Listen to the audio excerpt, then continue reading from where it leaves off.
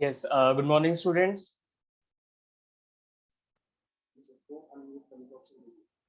Okay. Good morning, sir. आ जाइए सभी. Morning, everybody. Yes, join fast. Start करेंगे आज. Economics, business economics हम start करने जा रहे हैं और CA फाउंडेशन का आपका कोर्स है ये. सिलेबस से आज अपना इंट्रोडक्शन लेंगे एक बार. ओके और एक बार सिलेबस को इंट्रोड्यूस करते हुए फिर अपने टॉपिक्स पे बढ़ेंगे आगे हम. ओके.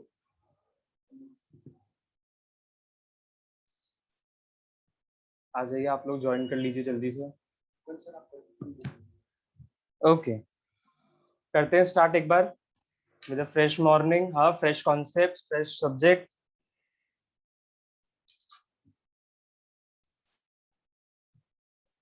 ओके, स्क्रीन पे आप लोग देखिए, ये हमारा बिजनेस इकोनॉमिक्स का सिलेबस दिया हुआ है यहाँ पे. ओके, और paper number 4 business economics and business and commercial knowledge है ये. 2 पेपर इसमें डिवाइडेड कर रखे हैं आपके. बिजनेस इकोनॉमिक्स जो है वो आपका 60 मार्क्स का है एंड जो आपका बिजनेस एंड कमर्शियल नॉलेज है वो आपका 40 मार्क्स का दे रखा है.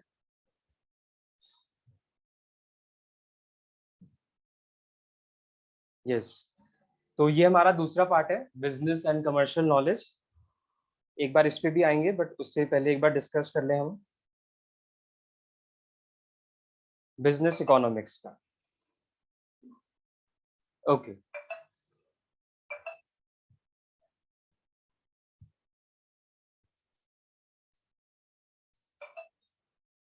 यस, बिजनेस इकोनॉमिक्स में जो हम डिस्कस करने जा रहे हैं आज. ओके, ये आपका 11-12 का बेसिक्स है, इसमें आपका कुछ इतना न्यू नहीं है, राइट. जो भी हम यहाँ पे देख रहे हैं, जैसे यूनिट है unit 1 introduction to business economics, और इसमें हम 2 चैप्टर पढ़ेंगे, meaning and scope business economics का, एंड जो भी हमारे बेसिक प्रॉब्लम्स हैं ये भी डिस्कस करेंगे एक बार. इंट्रोडक्शन का एक जो पार्ट होता है इकोनॉमिक्स का, बेसिक प्रॉब्लम्स हो गए आपके. ओके, और मीनिंग ऑफ इकोनॉमिक्स हो गया, nature, scope, importance, all of these we will discuss in this unit. Then in the next unit we have theory of demand and supply, right. Demand and supply हमने पढ़ा हुआ है, इसको भी एक बार discuss करेंगे मीनिंग और इलास्टिसिटी के साथ. ओके, इसमें हमारा कंज्यूमर बिहेवियर भी आ जाता है. यूनिट 3 में आपका प्रोडक्शन एंड कॉस्ट दे रखा है. प्रोडक्शन में आपके जो भी प्रोड्यूसर बिहेवियर आ गए, राइट. और production of goods and services के साथ साथ वी नो की कॉस्ट भी इनकर करते हैं, तो इसमें हम कॉस्ट को भी डिस्कस करेंगे. And in the 4th and 5th unit हम मार्केट के बारे में डिस्कस करेंगे, जो हमारे मेन फॉर्म्स ऑफ मार्केट होते हैं. मेन फॉर्म्स ऑफ मार्केट हम सबको पता है, जैसे परफेक्ट कंपटीशन हो गया, आपका मोनोपोली हो गया, monopolistic competition. All we will discuss in this unit, unit 4. And unit 5 जो है वो आपका बहुत बेसिक है, बहुत छोटा सा यूनिट है, बिजनेस साइकिल. हम लोगों ने बिजनेस में ये कॉन्सेप्ट पढ़ा है, बिजनेस साइकिल, राइट, कि एक बिजनेस में कैसे फ्लक्चुएशंस होता है with the starting point to the end point. ठीक है, तो पहले हम आज स्टार्ट करेंगे unit 1 introduction to business economics. तो चलिए इससे स्टार्ट करते हैं हम अपना. ओके, आप सबके पास स्टडी मटेरियल होगा. अच्छा, ओके, इसमें आप लोग देखिएगा एक बार. स्टार्टिंग में आपको दे रखा है ये कि इसमें हम क्या क्या डिस्कस करने वाले हैं अबाउट दी बिजनेस इकोनॉमिक्स. तो हमारे पास डेफिनेशन है, स्कोप है, नेचर है और बेसिक इकोनॉमिक प्रॉब्लम्स दे रखे हैं. ओके, इन चारों को हम डिस्कस करेंगे. तो हम स्टार्ट करेंगे इंट्रोडक्शन से एक बार. डेफिनेशन की तरफ हम बाद में बढ़ेंगे, पहले समझते हैं कि इकोनॉमिक्स है क्या. ओके, एक एग्जांपल लेते हैं और उसके साथ स्टार्ट करते हैं. ओके, अच्छा, एक बात और इम्पोर्टेंट, जो भी यहाँ पे हम डिस्कस करेंगे एक बार. ओके, यहाँ पे आपको सारा यहाँ पे प्रेजेंट जैसे आप देख ही सकते हो, ओके, सारे नोट्स आपको मिलते रहेंगे. आप तभी ऑन द स्पॉट ही आप इन सबको नोट करते रहना. सारे नोट्स फॉर्म में आपके पास रहने चाहिए ये, ताकि जब भी आपको जरूरत हो आप इस नोट्स में से देख लो अपने कॉन्सेप्ट्स को. ओके, और मतलब इतना नोट्स हम यहाँ पे कवर कर लेंगे कि इससे बाहर कुछ नहीं है. जो भी कॉन्सेप्ट हम समझ रहे हैं उसके रिटर्न में नोट्स आपके पास होंगे. आप उसको गो थ्रू करोगे, उसका रिवीजन करोगे, उसके बाद हम उसके एमसीक्यू सॉल्व करेंगे, तो इतना आपके लिए इनफ होगा. बार बार आप पीडीएफ में जाओ या स्टडी मटेरियल को पढ़ो, उसमें पूरे पैराग्राफ पढ़ो, पूरे कॉन्सेप्ट को पढ़ो। इससे बेटर तो यही है ना कि जो हम कॉन्सेप्ट समझ रहे हैं उसके साथ साथ हम नोट्स भी देते रहें, और आप वो नोट्स अपने पास रखो और उसी को बस गो थ्रू करो। आपको एमसीक्यू सॉल्व करने में बहुत हेल्पफुल होगा जो नोट्स आप यहाँ पे लिखोगे और जो भी आपको यहाँ पे प्रोवाइड किया जाएगा। ओके, तो चलिए स्टार्ट कर लेते हैं अपना इंट्रोडक्शन ऑफ इकोनॉमिक्स के साथ। ओके, करिए स्टार्ट बच्चे। Already okay, done. ठीक है।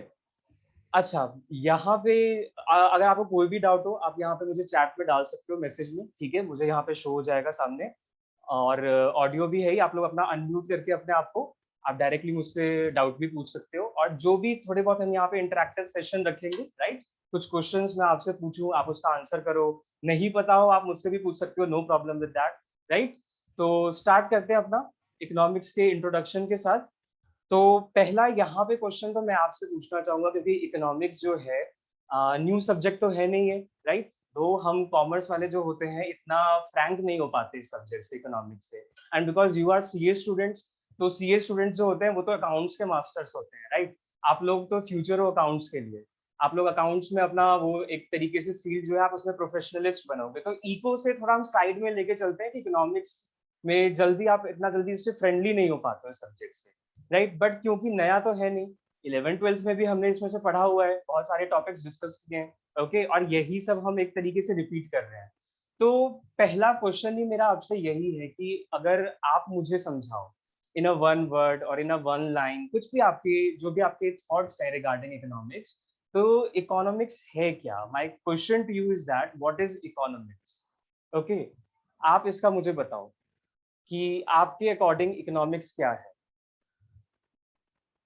क्योंकि पहले तो हम यही डिस्कस करेंगे, फिर हम डेफिनेशन वगैरह और पूरे कॉन्सेप्ट्स की तरफ बढ़ेंगे। ये जानना बहुत ज़रूरी है इंट्रोडक्शन में, क्योंकि ओवरऑल पूरे कॉन्सेप्ट में यही है, इंट्रोडक्शन ऑफ इकोनॉमिक्स ही। बार-बार चीज़ें रिपीट होंगी, वही डिस्कशन होगा, कुछ नया कॉन्सेप्ट्स होगा, कुछ पुराने को लिंक करते हुए चलेंगे, बस यही है। यस, तो आर्यन का आया है study of economy is an economics.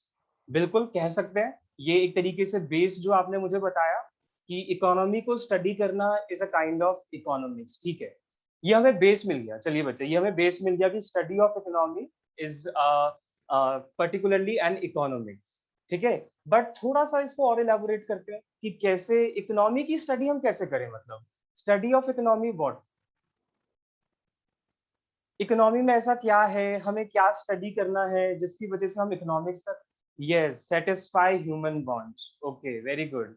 स्वयं is saying satisfy human bonds, very good. Human bond satisfy करना है, इसलिए भी एक ना कहीं इकोनॉमिक्स पढ़ा जा रहा है, ठीक है। बिल्कुल सही बात है। इसको ही और इलेबोरेट करते हैं, एक्सटेंड करते हैं। हम अगर हम ह्यूमन बॉन्ड्स को सेटिस्फाई करना चाहते हैं तो वो हमें किसके थ्रू हो सकता है? लिंक करते हुए चलते हैं, ओके। हमेशा आप अपने कॉन्सेप्ट को लिंक करते हुए चलते हैं। Efficient use of material resources, very good, ठीक है, सही बात है एकदम। रिसोर्सेज भी स्वयं इज सेइंग रिसोर्सेज, यस। सार्थक is saying material resources, very good. स्वयं आपने जो बताया रिसोर्सेज एकदम सही है, बिकॉज इसमें ओवरऑल हम रिसोर्सेज की बात कर रहे हैं, राइट। एंड जैसे सार्थक ने जैसे हमें बताया कि मटेरियल रिसोर्सेज, तो material resources is one of the part of resources, ठीक है। वैसे तो इकोनॉमिक्स में पूरा देखा जाए तो हमारा रिसोर्सेज को ही हम यूटिलाइज करने वाले हैं, पर हमें भी पता है रिसोर्सेज बहुत तरीके की होते हैं, कोई एक टाइप का तो रिसोर्सेज होता नहीं है, ओके। तो रिसोर्सेज में भी जैसे आपके लेबर हो गए, man, employ, employ is your resources, right. और क्या होते हैं रिसोर्सेज हमारे पास, जैसे कि फाइनेंशियल रिसोर्सेज हो गए, जिसमें हम मनी इन्वॉल्व करते हैं, राइट। हाँ, कैपिटल जैसे आपने बताया, this is financial resources. Material resources जो आपने बताया सार्थक, उसमें हमारा आ गया जितना भी हम प्रोसेसिंग में यूज करने जा रहे हैं, रॉ मटेरियल्स होगा, जिसको हम प्रोसेस करेंगे और उसको हम कन्वर्ट किसमें कर देंगे, फिनिश्ड प्रोडक्ट्स में। तो इसमें हमारा raw material, equipments, natural resources, very good, सब कुछ जो भी है हमारा इसमें इंक्लूड हो जाता है मटेरियल रिसोर्सेज में, good.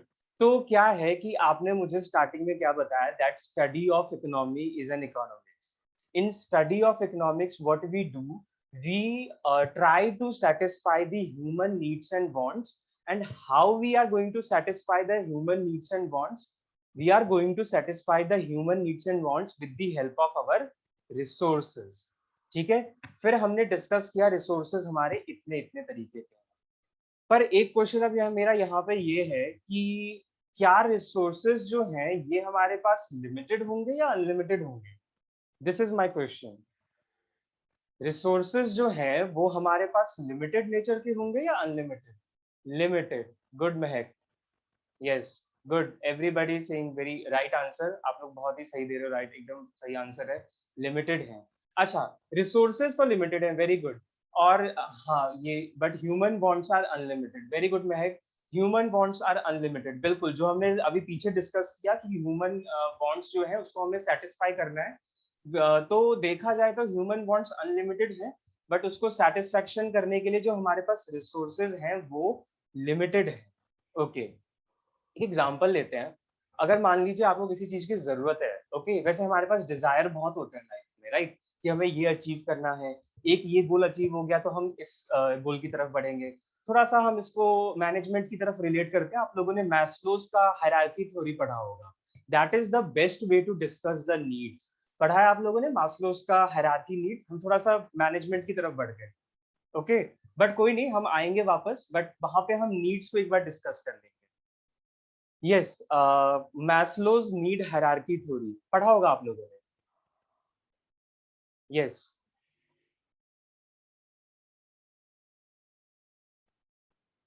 Anybody? Maslow's need hierarchy theory किसी को थोड़ा बहुत याद हो, क्योंकि उसमें हम नीड को डिस्कस करने जा रहे हैं। नो, ओके, कोई बात नहीं, डिस्कस कर लेते हैं एक बार। मैस्लोज में क्या था नीड हायरार्की थ्योरी में? उसमें यही था बच्चे कि आप जैसे बताते हो ना unlimited human needs and wants हैं, तो अनलिमिटेड कैसे हैं? तो मैस्लोज की जो नीड हायरार्की थ्योरी है वो हमें ये बताती थी कि हमारी जो डिजायरनेस है वो कहाँ से स्टार्ट होती है और कहाँ तक जाती है। एक जो हम बोलते हैं ना ह्यूमन वांट्स आर अनलिमिटेड, तो हाउ दे आर अनलिमिटेड? कहाँ से स्टार्ट हुआ, कहाँ तक एंड हो रहा है? क्या ये एंड होगा भी? ये साइकिल स्टार्ट हो जाएगा दोबारा से? तो ये वाली हमारी डिस्कशन है। ओके, तो सबसे पहले अगर हम नीड की बात करें तो हमारे पास जो सबसे पहला नीड आता है, जो एज अ ह्यूमन सर्वाइवल, आप क्या सोचते हो कि हमारे पास बेसिक नीड क्या होनी चाहिए जिसको हर एक पर्सन को रिक्वायरमेंट है जिस चीज की? उसके बिना हमारी लाइफ चल ही नहीं सकती है। So what do you think, ऐसा कौन सा नीड हो सकता है हमारा जिसके बिना हमारी लाइफ ही नहीं चलती? Food, shelter, clothing, very good. वो है ना मूवी जो आपकी, वो एक तरीके से ध्यान में रखना है, रोटी, कपड़ा और मकान। बेसिक नेसेसिटीज हमारा इको में बहुत, बिल्कुल सही बात है महक, रोटी, कपड़ा, मकान, वेरी गुड। यही है आपका, इसे कोड वर्ड एग्जाम माइंड में आप सेट कर लो कि ये हमारी बेसिक नेसेसिटीज है। ये सेटिस्फाइड नहीं हुई तो कुछ नहीं हो सकता। ओके, आप इस स्टेज पे हो कि अगर आप इसको भी सेटिस्फाइड नहीं कर सकते तो आप कैसे कह रहे हो कि आपके जो अपर नीड्स हैं वो सेटिस्फाइड हो जाएंगे?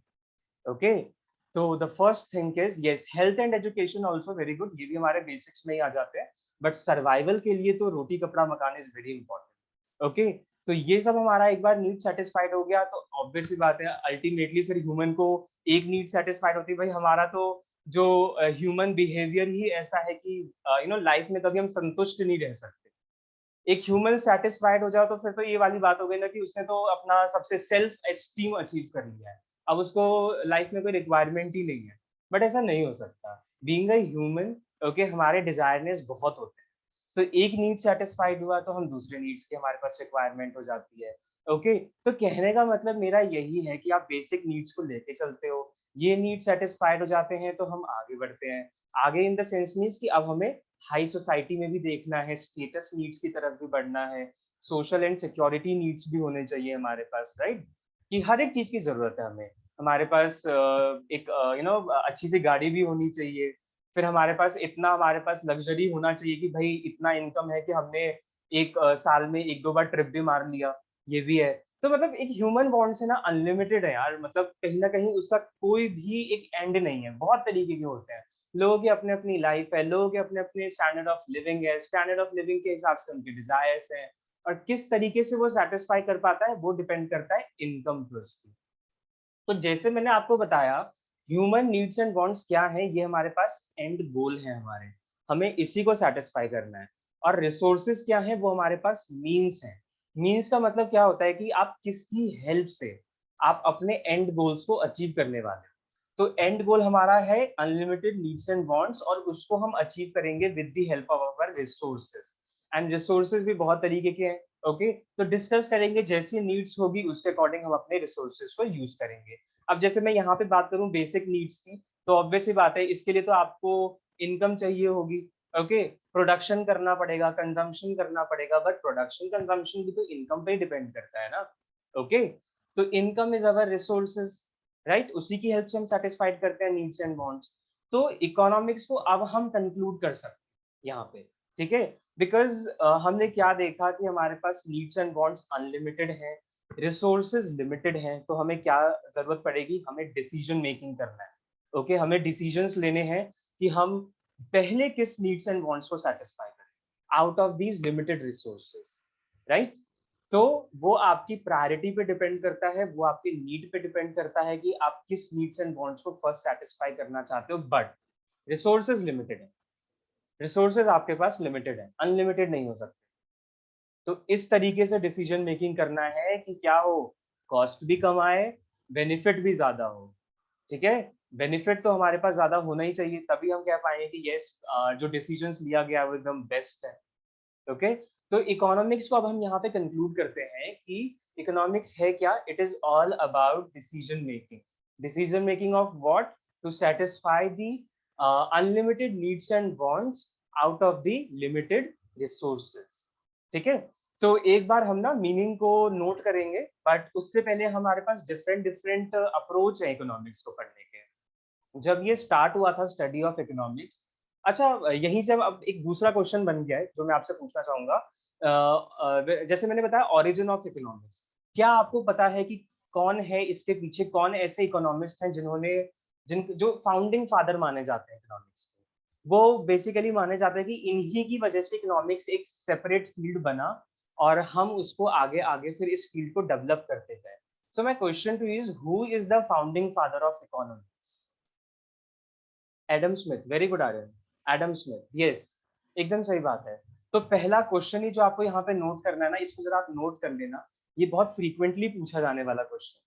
जब हम इकोनॉमिक्स पढ़ते हैं ना, तो ये बहुत ज्यादा फ्रीक्वेंटली एमसीक्यूज में भी बनता है आपका, that who is known as the founding father of economics. तो आप नोट करना इस चीज को, Adam Smith is known as the founding father of economics. Okay, कौन है? Adam Smith is known as the founding father of economics. इन्होंने ही इकोनॉमिक्स स्टार्ट किया था, इन्होंने एक बुक पब्लिश करी थी, डिस्कस करेंगे। पहली जो डेफिनेशन है उन्होंने दिया एडम स्मिथ ने। ओके, तो उन्हीं को हम डिस्कस करेंगे कि उनकी डेफिनेशन में ऐसा था क्या।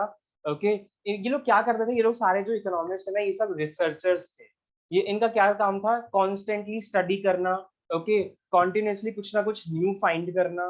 ठीक है, तो इन्होंने भी एक बुक पब्लिश करी, जो इनका एक रिसर्च पेपर था, इन दी फॉर्म ऑफ बुक वो पब्लिश हुआ था। ठीक है, तो उस बुक का नाम भी इम्पोर्टेंट है। ओके, आपको सिर्फ इकोनॉमिस्ट का ही नाम नहीं याद रखना, आपको उनके जो बुक है जिसकी वजह से इनको टाइटल मिला फाउंडिंग फादर का, हमें वो भी ध्यान रखना है। तो एक बार हम वो डिस्कस करेंगे, बिकॉज अब हम स्टार्ट कर लेते हैं अपने विद नोट्स। ठीक है, जो भी हमारा कॉन्सेप्ट है, तो यहाँ पे आप एक बार नोट करना, जैसे मैं आपको यहाँ पे नोट्स आपको सामने दिख ही रहा होगा। ठीक है, तो we are going to discuss about the various, ये विजिबल होगा आपको एक बार स्क्रीन पे, various definitions of economics. Note करते हुए चलेंगे बच्चे, बिकॉज ये इंपॉर्टेंट है। ठीक है, ये नोट्स अगर आपके पास है तो इसके अलावा आपको कुछ भी पढ़ने की जरूरत नहीं है, हम सारे एक एक इंपॉर्टेंट पॉइंट को कवर करेंगे। बिकॉज आप देखोगे जब हम एमसीक्यूज एक बार डिस्कस करेंगे ना इसमें, आफ्टर फिनिशिंग दिस यूनिट और चैप्टर, तो आप देखोगे यूनिट्स पढ़ने, ये एमसीक्यू सॉल्व करने के लिए आपको नोट्स ही पढ़ना काफी रहेगा, उसके अलावा कहीं भी जाने की जरूरत नहीं है। ठीक है, तो yes, we will discuss various definitions of economics. Start करते हैं।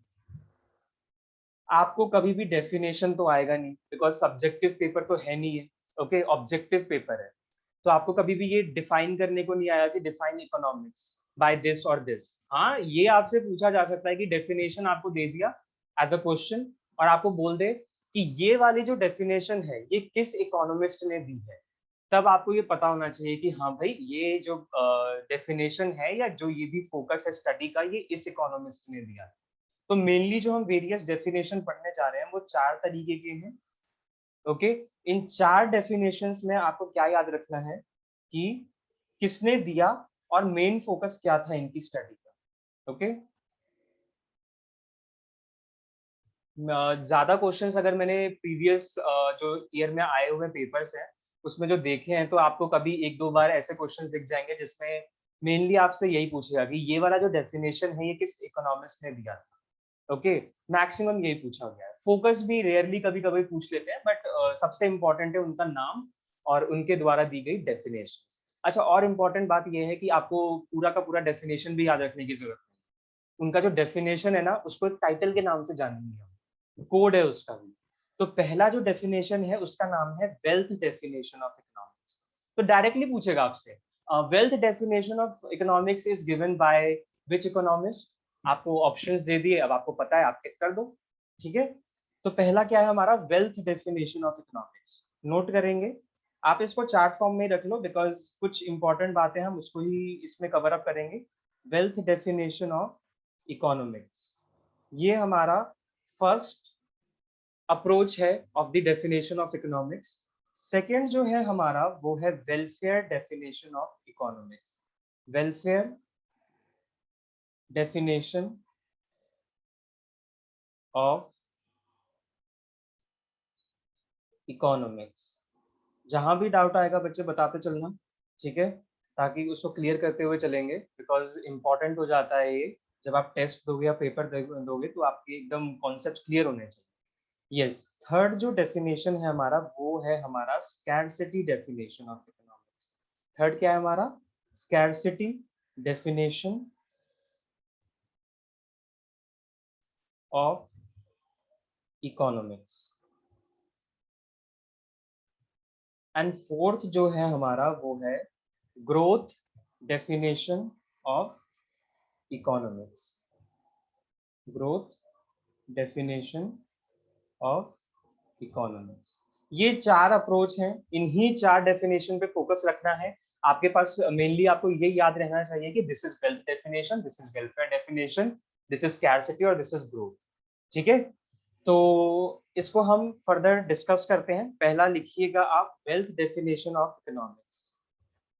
Wealth definition of economics. Discuss करते हैं वेल्थ डेफिनेशन को हमारा सबसे पहला। ओके, और आप पॉइंट्स नोट करते रहना है इसमें। जो भी मैं पॉइंट्स आपको इसमें फर्दर लिखवाऊंगा वो पॉइंट्स इनफ होंगे।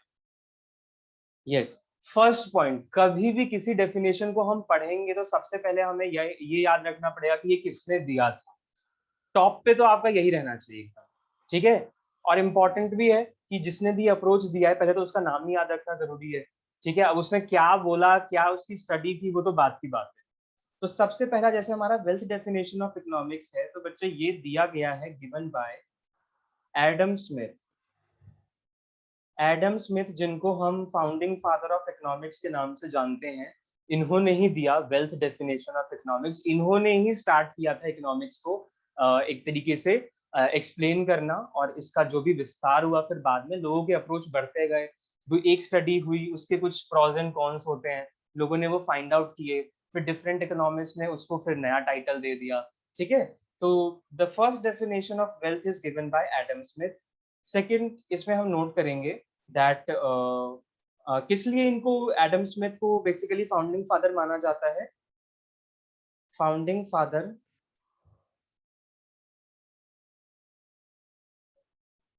For publishing his famous book. ये बहुत एक फेमस बुक है। ठीक है, उस बुक का नाम आप याद रख लेना। मे भी पूछ ले, मे भी नहीं भी पूछे, बट बीइंग क्योंकि फाउंडिंग फादर है वो इकोनॉमिक्स के, तो हमें पता होना चाहिए कि इसकी बुक, इनकी बुक का नाम क्या है। ओके, तो आप इसको लिखना जरा। इस बुक का नाम है an inquiry about the nature and causes. Book का नाम भी बहुत बड़ा है। वेल्थ ऑफ रिसर्च पेपर जो टाइटल होते हैं ना आपके वो एग्जैक्टली होते ही बड़े हैं, तो अब वो रिसर्च पेपर बुक्स में कन्वर्ट हो जाते हैं, ठीक है। तो इसीलिए इनका टाइटल भी जो था वो एकदम इतना बड़ा ही है बुक का नाम, पूरा नाम याद रखना भी मुश्किल हो जाता है ना, तो इसीलिए इसका भी एक हमारे पास शॉर्ट तरीका है। पूरा नाम तो इस बुक का क्या, that an inquiry about the nature and causes of wealth of nation. Short में हम इस बुक को नाम से जानते हैं, किस नाम से, वेल्थ ऑफ नेशन के नाम से। तो लास्ट के 3 जो वर्ड है ना इस बुक के, आप उतना भी याद रखो काफी है, ठीक है। पूरा बुक ना देके आपको डायरेक्टली पूछ ले कि जो this book wealth of nation is written by who, okay, तो it is written by Adam Smith, wealth of nations, wealth of nations, ये ध्यान रखना है, ये 2 पॉइंट, ठीक है। अच्छा, इसके बाद आगे बढ़ते हैं थर्ड पॉइंट। अब हम बात करेंगे कि जो ये इन्होंने बुक लिखी वेल्थ ऑफ नेशन, ठीक है, इनका फोकस क्या था, इसमें उन्होंने क्या ऐसा अप्रोच ढूंढा जिसकी वजह से इकोनॉमिक्स को ओरिजिन हुआ, ठीक है, उसको एक बेस मिला, ओके, और उसको हमने फिर फर्दर स्टडी करके उसका एक तरीके से प्रोग्रेस किया हम, ठीक है। तो जैसे वेल्थ ऑफ नेशन जो है ना, इसमें ऐसा कुछ भी नहीं है जो हमने डिस्कस किया अबाउट द इकोनॉमिक्स। जब हमने इंट्रो किया था इकोनॉमिक्स का अभी क्लास में स्टार्टिंग में, तो हमने क्या देखा था कि we are going to make a decisions regarding how to satisfy the human needs and wants out of the limited resource, ठीक है, यही देखा था हमने। बुक में से पढ़ना है या नोट्स, आप नोट्स रेफर करो काफी है, नो प्रॉब्लम, ठीक है। बुक्स क्या होता है ना कि आप प्रोफेशनल कोर्स आप कर रहे हो, ठीक है, तो वन टाइम तो आप एक बार देखोगे ही ना, ठीक है, कि जो आप नोट्स कवर अप कर रहे हो बुक्स में भी क्या रिटर्न है इस चीज का, फर्दर एक्सप्लेनेशन है या नहीं है, क्योंकि क्या होता है कि 2 से 3 पैरा जो हो गया उसका एक्सप्लेनेशन हमने दे दिया, वो आपका नोट्स फॉर्म में हो गया, ठीक है।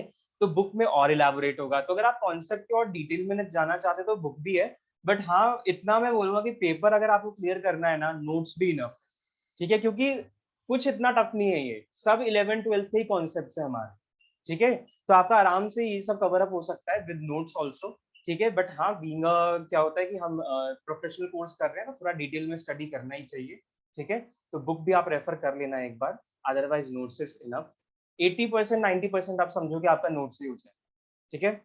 ये मैं कॉन्फिडेंटली आपको ही बोल सकता हूँ, क्योंकि यहाँ पे जो भी नोट्स है वो मैंने एमसीक्यूज को देख के ही बनाए हैं, ठीक है, कि और प्रीवियस ईयर जो क्वेश्चंस आपके आए हुए हैं कुछ, तो उसको मैंने कवर अप किया था, एक बार लुक लिया था मैंने उसका, और वही मैंने कहा कि चलो नोट्स में ये कवर हो जाना चाहिए, ठीक है। तो देखते हैं, अच्छा वेल्थ डेफिनेशन ऑफ इकोनॉमिक्स पे आते हैं हम वापस से, ठीक है। तो जैसे मैंने आपको बताया दिस इज कम्प्लीटली, अब क्या था ना कि ये जो टाइम था ना एडम स्मिथ का, जब इन्होंने ओरिजिन किया इकोनॉमिक्स का, तो वो 17th और 18th सेंचुरी का टाइम था, ठीक है। तब लोग क्या बेसिकली सोचते थे, तब लोग इतना रिसोर्स पर्सपेक्टिव से नहीं सोचते थे, उनका जो पर्सपेक्टिव था वो रिसोर्स बेस्ड व्यू नहीं होता था, क्योंकि पुराने टाइम में रिसोर्सेज जो थे कहीं ना कहीं अबांडेंट नेचर में भी थे, जैसे नेचुरल रिसोर्सेज होते हैं तो वो तो हमारे पास काफी अबांडेंट था, ठीक है, हमें बस उसको यूटिलाइज करना आना चाहिए था। तो एडम स्मिथ ने जो फोकस किया वो किया अपने वेल्थ रिसोर्सेज पे। वेल्थ रिसोर्सेज मतलब आपका फाइनेंशियल रिसोर्सेज, ठीक है। वेल्थ रिसोर्सेज में उन्होंने क्या बोला कि अगर एक कंट्री को डेवलप होना है, ठीक है, अगर एक इकोनॉमी को डेवलप होना है तो उसके पास मैक्सिमम अमाउंट में क्या होना चाहिए, वेल्थ होना चाहिए, ठीक है। An economy must have more and more of wealth into an economy to conclude they are a developed or not, ठीक है। तो यही था इसमें कि एडम स्मिथ ने पूरा फोकस किया for creation of more and more wealth into an economy, एक इकोनॉमी को रिचर कैसे बनाया जाए बाकी कंट्री के कंपैरिजन में। ये जो आपके यूएसए और यूके इतने डेवलप हुए हैं ना, ठीक है, एडम स्मिथ भी जो थे वो आपके अमेरिकन ही इकोनॉमिस्ट थे, ओके। तो इनका जो जहां से ओरिजिन हुआ तो ऑब्वियस सी बात है फॉलो अप हुआ है उस इकोनॉमी में, तो वो कहीं ना कहीं जो इतना वेल्थ क्रिएट करते हुए आए हैं तभी वो इतने डेवलप्ड नेशन है, बिकॉज पर्सपेक्टिव ही उनका कहाँ से स्टार्ट हुआ था, वेल्थ से स्टार्ट हुआ था, creation of more and more wealth, okay. तो फोकस क्या रहा, अब हम फोकस की बात कर लेते हैं एक बार, हमें कि हमें इसमें पता तो चल ही गया है। Focus of this approach is on creation of more and more wealth, creation of more and more wealth, wealth creation पे पूरा फोकस किया गया एडम स्मिथ के द्वारा। ठीक है, एडम स्मिथ ने बोला कि हम पूरा फोकस किस पे करेंगे, क्रिएशन ऑफ वेल्थ पे। और एक पॉइंट आप इसमें और नोट कर लो, fourth point, that is how to make an economy how to make an economy richer than other। तो देख रहे हो आप, कंपटीशन जो था उस टाइम पे वो बेसिकली इस पर्सपेक्टिव से किया जाता था। आज का जो कंपटीशन है उसमें तो लोग चाहते हैं कि हम कैसे यूनिक एडवांटेज पे रहें, कंपेटिटिव एडवांटेज जो हमारा कुछ यूनिक हो हमारे पास। ठीक है, प्रॉफिट तो बाद की बात है, प्रॉफिट तो तब मिलेगा ना जब कुछ यूनिक हम देंगे किसी को। ठीक है, तो उस टाइम पे लोगों का मोटिव ही यही था कि वेल्थ कैसे जनरेट किया जाए, ये नहीं देखना कि कौन क्या प्रोवाइड कर रहा है, हम जो प्रोवाइड कर रहे हैं उसमें हमें मैक्सिमम प्रॉफिट कैसे मिलना चाहिए। ठीक है, जो भी हम बना रहे हैं हमारा पूरा फोकस था कि उससे ज्यादा हमें प्रॉफिट कमाना है, वेल्थ कमाना है। ठीक है, क्योंकि हमें पता है कि इकोनॉमी को डेवलपमेंट करने में वेल्थ का बहुत बड़ा रोल हो। तो एडम स्मिथ ने भी यही कहा कि यस, एक इकोनॉमी को हमेशा ट्राई करना चाहिए that how they can be able to make more rich than other countries, okay, than other economies. ये था कंप्लीट स्टडी आपका। ओके, एडम स्मिथ के द्वारा दैट कंप्लीट फोकस कहाँ पे रहा, to creation of more wealth and make an economy more richer than other economies. Okay, आगे discuss करते हैं फिर। इसके प्रॉज एंड कॉन्स को हम समझ लेते हैं तब आगे बढ़ते हैं। अच्छा, अगर आप इस पर्सपेक्टिव को देखो जो एडम स्मिथ ने दिया, फोकस जो था उनका कहीं ना कहीं वेल्थ क्रिएशन पे था। तो कहीं मैं यहाँ पे ये आपसे जानना चाहता हूँ, यहाँ पे इसमें क्या प्रोज एंड कॉन्स नजर आ रहे हैं, कुछ बेनिफिट और कुछ लिमिटेशंस दिख रहे हैं आपके? बिकॉज एक पर्सपेक्टिव का लिमिटेशंस होता है तभी तो हम आगे बढ़ते हैं ना। ओके, कुछ ना कुछ उसमें फ्लॉज थे तभी नया डेफिनेशन आया। तो वेलफेयर डेफिनेशन इकोनॉमिक्स जो है वो हम डिस्कस करेंगे। बिफोर दैट एक बार डिस्कस कर लेते हैं इसके बेनिफिट्स और लिमिटेशंस को। ठीक है, तो एक बार आप सोच के देखो, ब्रेनस्टॉर्मिंग करो, चलो आइडियाज लेके आओ माइंड में कि जो ये पर्सपेक्टिव दिया गया एडम स्मिथ के द्वारा वेल्थ ऑफ नेशन का, तो इससे आप क्या समझते हो, कैसे बेनिफिट दे सकता है ये और कैसे ये लिमिटेशंस बन सकता है एक तरीके से। तब हम बढ़ेंगे नेक्स्ट अप्रोच पे। ओके, इंटरेक्टिव रखना है अपने आप को क्लास में, जितना आप डाउट्स पूछोगे, ब्रेनस्टॉर्मिंग करोगे, अपना माइंड लगाओगे, बिकॉज कुछ अभी तक नया डिस्कस नहीं कर रहे हैं। ओके, ये हम अपना बेसिकली पूरा का पूरा ओल्ड कॉन्सेप्ट ही है हमारा, पुअर पुअर हो जाएंगे। ओके, हाँ, दैट इज इनइक्वालिटी बहुत ज्यादा बढ़ सकती है। Inequalities in income generate sense of competition, competition generate हो सकता है, वेरी गुड, कि अगर वेल्थ क्रिएट करना है तो हर एक इकोनॉमी सोचेगी कि हम कैसे वेल्थ क्रिएट करें सो दैट कि हम इससे बेटर हो सकें। बिल्कुल सही बात है आर्यन, एकदम सही बात है, generate sense of competition. Poor जो पुअर हो जाएंगे ना, जो ये पॉइंट है आपका, तो ये जो है यहाँ पे इतना फिट नहीं बैठ पा रहा है, बिकॉज ये जो कॉन्सेप्ट है ना पुअर पुअर हो जाएंगे, तो इसका ये कॉन्सेप्ट का नाम है इंक्रीजिंग इनइक्वालिटीज। इंक्रीजिंग इनइक्वालिटीज, तो उस टाइम पे कोई भी इतना परफेक्ट था ही नहीं। ओके, आपको पता है इनकम में इतनी ज्यादा इनइक्वालिटी नहीं थी, इनकम लोगों के लिमिटेड होते थे कि चलो भाई ये इतना कमा रहा है, इतना कमा रहा है, इतने रिसोर्सेज नहीं होते इनकम। आज के टाइम पे है ना भाई कि ठीक है, हायर पोस्ट है, हायर टू हायर आप जा रहे हो तो उसमें बहुत अच्छा इनकम है, जितना लो लेवल पे आप काम कर रहे हो वहां का जो पे ऑफ है वो बहुत ही लो है। तो जो इनइक्वालिटी थी उस टाइम पे कम थी। ठीक है, तो जो फर्स्ट पॉइंट है वो इतना तो वो नहीं हो सकता इसमें, बट हाँ सेंस ऑफ कंपटीशन बहुत ज्यादा इसमें वो था। ठीक है, तो बेनिफिट्स यही थे हमारे पास कुछ ना कुछ। ठीक है, compete कर पाएंगे हम एक तरीके से और ज्यादा रिसोर्सेज को यूटिलाइज, ऑप्टिमम यूटिलाइज करने की हम सोचेंगे कि क्योंकि हमें और ज्यादा वेल्थ क्रिएट करना है तो how to utilise our resources in a best way. ठीक है, ये देखना था हमें, ये सब हो सकता है। अच्छा, लिमिटेशंस में आपको क्या समझ में आ रहा है, अगर इसकी लिमिटेशंस आप देखो, लिमिटेशंस बहुत क्लियर है इसमें। Yes,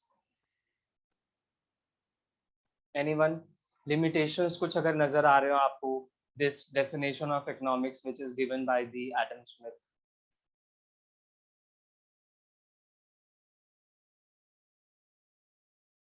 yes, focus on wealth only, correct Aryan, focus on wealth.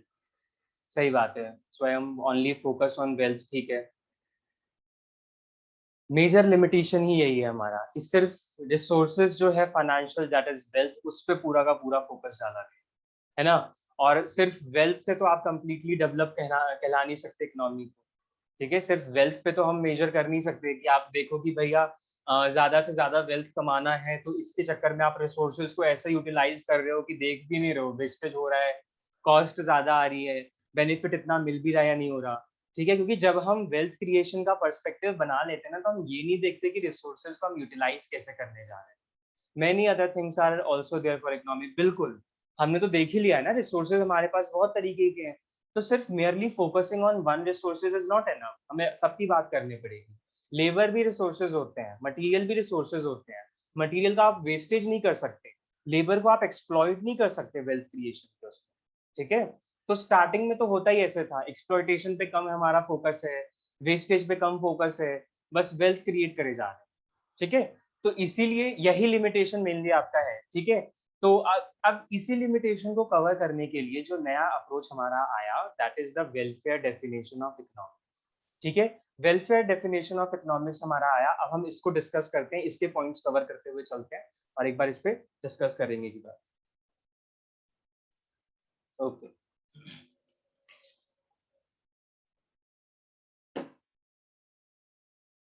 Yes, start करते हैं।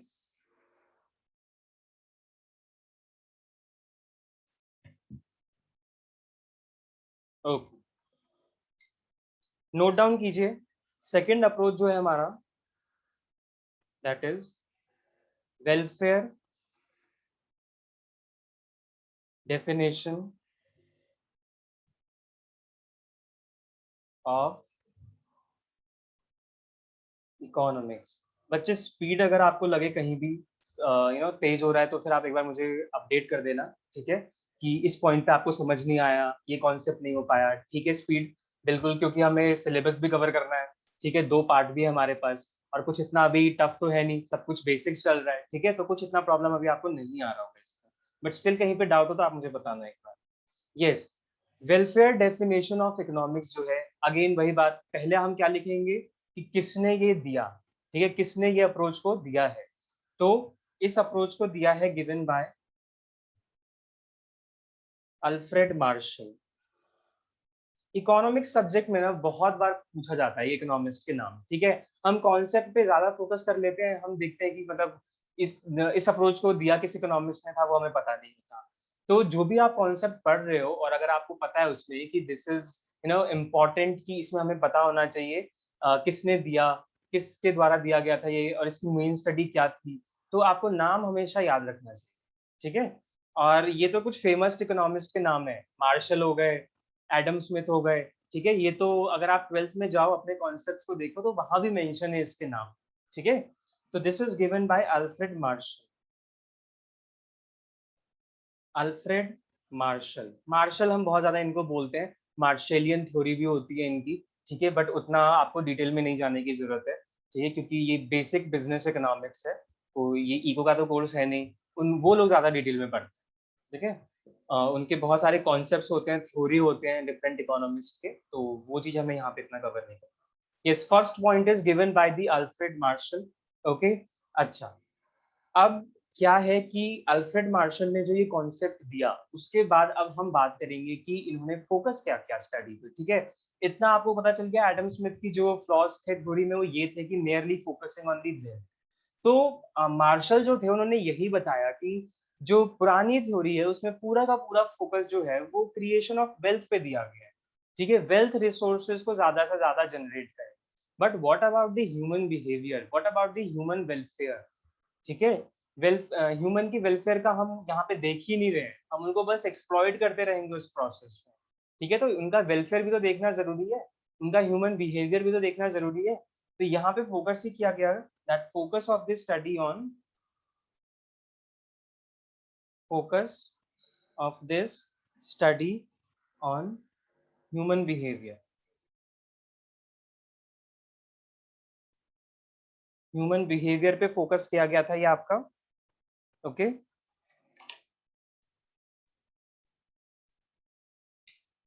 यस, तो इन्होंने क्या फोकस किया, मार्शल ने, ही एम्फसाइज्ड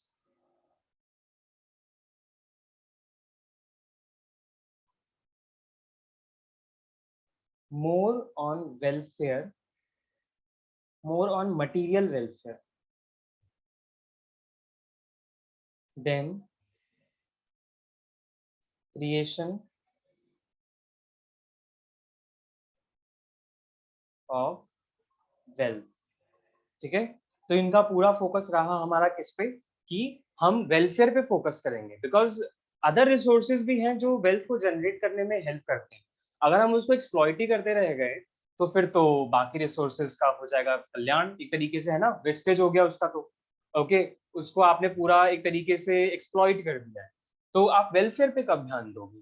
इकोनॉमिक्स में तो ये भी है ना, क्योंकि ह्यूमन ही है जो डिसीजन मेकिंग करेगा अपनी डेली लाइफ में regarding the resources, regarding their satisfaction of needs and wants, तो उसके वेलफेयर पे ध्यान देना हमारा जरूरी हो जाता है। ठीक है, तो complete focus is on human welfare, material welfare, इन्हीं सब पे बात की गई थी। ओके, आगे बढ़ लेते हैं हम एक बार। इसमें ज्यादा कुछ नहीं, आपको यही ध्यान रखना है कि किसके द्वारा दिया गया है, क्या इनका मेन फोकस है। मेनली तो आपका इसमें ये आता है कि टाइटल क्या था इसका, जिन्होंने भी दिया था उनका नाम। ठीक है, आगे बढ़ते हैं हम। बिकॉज क्या है, देखो बच्चे, वेलफेयर ऑफ इकोनॉमिक्स की जब हम बात कर रहे हैं तो नेक्स्ट हमारा क्या अप्रोच आ चुका है अब, स्कैरसिटी डेफिनेशन ऑफ इकोनॉमिक्स। ठीक है, नोट कर लो एक बार आप, third scarcity definition of economics. एक बार उसके भी हम पॉजिटिव और नेगेटिव एस्पेक्ट्स देखेंगे और फिर डायरेक्टली हम स्कैरसिटी डेफिनेशन ऑफ इकोनॉमिक्स को डिस्कस कर लेंगे। स्कैरसिटी डेफिनेशन ऑफ इकोनॉमिक्स, ये वाला जो टॉपिक है ना, ये आपका मटेरियल में नहीं दे रखा था, बट ये मैंने कुछ प्रीवियस ईयर में देखा है, एक दो क्वेश्चंस इस पे थे। तो अब आई डोंट नो, बिकॉज क्योंकि कुछ रिवीजन हुआ है सिलेबस में, तो थोड़ा 3 से 4 साल पहले जो सिलेबस था वो थोड़ा आपका इतना डिटेल में था, कुछ कुछ चीजें यहाँ पे एड ऑन नहीं की थी। ठीक है, तो इसीलिए मैं आपको ये कवर अप करवा रहा हूँ कि क्या पता इन केस अगर आ गया ये क्वेश्चन तो आप इसको एबल रहो इसको आंसर करने में। ठीक है, यस। तो हमने देख लिया कि वेलफेयर की हम बात करने जा रहे हैं, पुराने अप्रोच में यही था। ठीक है, अब ह्यूमन वेलफेयर की जब आप बात करोगे तो सही बात है ना, मटेरियल वेलफेयर हो गया या ह्यूमन वेलफेयर हो गया, रिसोर्सेज तो फिर भी यूटिलाइज होंगे। ठीक है, रिसोर्सेज यूटिलाइज किया ही जाएगा। तो अगर हमें रिसोर्सेज यूटिलाइज करने हैं तो उसको किस वे में करने हैं, वो फोकस किसी का नहीं आया अभी तक। अल्फ्रेड मार्शल ने जो बात बताई वेलफेयर में, तो भाई वेलफेयर अगर आप कर रहे हो किसी का, तो आप ये भी देखोगे ना कि रिसोर्सेज को इस तरीके से यूटिलाइज किया जाए कि वेलफेयर हो जाए और उसकी वेस्टेज भी ना हो। ठीक है, ऐसा नहीं होना चाहिए कि आप ह्यूमन बिहेवियर स्टडी करते करते, ह्यूमन और मटेरियल का वेलफेयर देखते देखते आप रिसोर्सेज को इस तरीके से यूटिलाइज करते हुए जा रहे हो कि उनकी वेस्टेज हो रही है। अभी तक जो लेबर रिसोर्सेज थे, जो मेन रिसोर्सेज थे, उनका फोकस तो अल्फ्रेड मार्शल ने कवर कर दिया, but what about material resources? क्योंकि हमारे पास जो रिसोर्सेज हैं वो तो लिमिटेड है।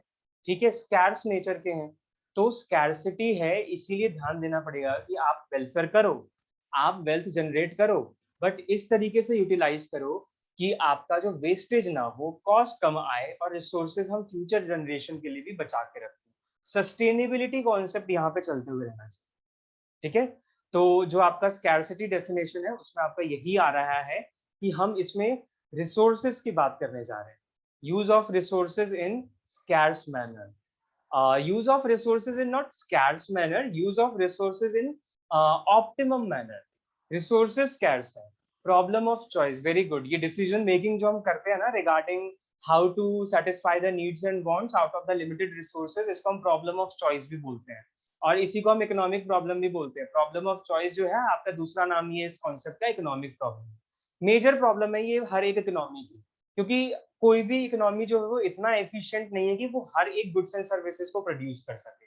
अगर ऐसा होता, अगर सारी कंट्री ही डेवलप हो जाती, हर एक रिसोर्सेज उनके पास होते, तो ये इम्पोर्ट एक्सपोर्ट नाम की क्या चीज रह जाती है? ओके, इम्पोर्ट एक्सपोर्ट तो फिर होता ही नहीं। आज हम इम्पोर्ट और एक्सपोर्ट क्यों करते हैं? बिकॉज हमें पता है कि हम इसमें स्पेशलाइज्ड हैं और इसमें नहीं है। जिस चीज में स्पेशलाइज्ड है वो हम प्रोड्यूस करते हैं इन मोर क्वांटिटी और उसको हम एक्सपोर्ट कर देते हैं, और जिस चीज में स्पेशलाइजेशन नहीं है, जिस चीज के हमारे पास शॉर्टेज है, उसको हम इम्पोर्ट कर लेते हैं। ठीक है, तो यही एक मेन प्रॉब्लम है जहां पे हमें क्या है कि ऑप्शंस हैं हमारे पास कि भाई ये नीड्स एंड वांट्स है, ये रिसोर्सेज अवेलेबल हैं, और आप ऐसे करके आप सेटिस्फाइड कर सकते हो इस तरीके से रिसोर्सेज को यूज करके। तो this problem is also called problem of choice. ठीक है, तो ये स्कैरसिटी डेफिनेशन में आपका कवर अप हो जाता है। ठीक है, तो स्कैरसिटी डेफिनेशन इसीलिए आई कि अब आप रिसोर्सेज पे फोकस कीजिए। ठीक है, किस तरीके से उनको यूज किया जाए, तो यही अब हमें यहाँ पे डिस्कस करना है। बट फर्स्ट हमारा क्या रहेगा पॉइंट कि किसने इस पर्सपेक्टिव, इस डेफिनेशन को इंट्रोड्यूस किया। ओके, तो this definition is given bye